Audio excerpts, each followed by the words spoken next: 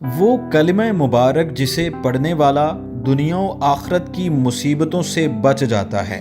دنیا میں اپنی تگ و دو سے مقام پیدا کرنے والوں کی راہیں اکثر مشکلات کی وجہ سے بند اور تنگ ہو جاتی ہیں، ان کی امیدیں ٹوٹ جاتی ہیں، گمراہ ہو کر وہ گناہوں اور شرک میں پڑ جاتے ہیں، جادو ٹونا کے وہموں میں پڑ جاتے اور ڈپریشن میں مبتلا ہو جاتے ہیں۔ آج ہم آپ کو ایک ایسے کلمہ پاک کی خصوصیات سے متعارف کراتے ہیں جس سے پڑھنے والے پر دنیا ہی کیا آخرت کی مشکلات بھی کم ہو جاتی ہیں۔ کاروبار ہو یا ملازمت میں عدم سکون، گھریلو ناچاکی ہو یا کالے جادو کا خوف، الغرض یہ کلمہ پڑھنے والوں پر شیطانی اعمال کا اثر نہیں ہوگا۔ اس کلمہ پاک کے ذاکر پر جنت واجب ہو جاتی ہے۔ احادیث مبارکہ میں اس کلمہ کو جنت کا خزانہ قرار دیا گیا ہے۔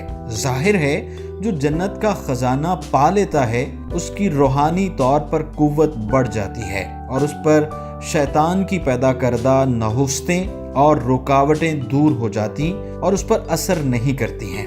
جنت کے خزانہ کو طلب کرنا ہر مسلمان کا حق اور فرض ہے۔ اس خزانہ کی دعا کیوں کرنی چاہیے، اس بارے میں یہ حدیث مبارکہ ہی ہمارے لیے کافی ہے، جس میں رسول اللہ صلی اللہ علیہ وآلہ وسلم نے حضرت ابو موسیٰ اشعری رضی اللہ تعالی عنہ سے فرمایا تھا کہ میں تمہیں وہ کلمہ نہ بتا دوں جو جنت کا خزانہ ہے۔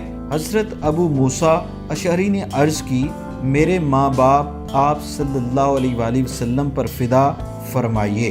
رسول کریم صلی اللہ علیہ وآلہ وسلم نے فرمایا تو پھر یہ کلمہ پڑھتے رہا کرو، لا حول ولا قوت الا باللہ۔ ہم مسلمانوں کے لیے اس کلمہ کی نعمت کافی ہے، ہر کام میں آسانی، اور جو کام آپ کرنا چاہتے ہوں ان میں اللہ کی رضا شامل کرنے کے لیے یہ کلمہ ہر کسی کو اپنی زبان پر جاری و ساری رکھنا چاہیے۔ کسی بھی برے کام سے رک جائیں گے اور جائز کاموں میں خیر و برکت پیدا ہوگی۔